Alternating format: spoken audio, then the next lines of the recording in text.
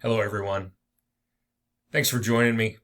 I just want to take a moment of your time to offer my sincere gratitude and my thanks for everything that you've done. You're an amazing group. I'm incredibly proud to be associated with you.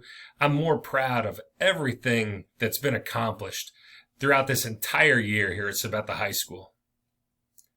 You know, this isn't how any of us would have wanted to end our year, but you have managed it all with true grace, and more importantly, you have managed it with that true willingness to serve others.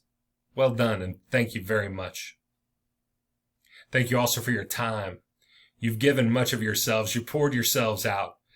Thanks for all the early mornings and the late nights, all the Zooming, the preparing, the teaching, and the communicating.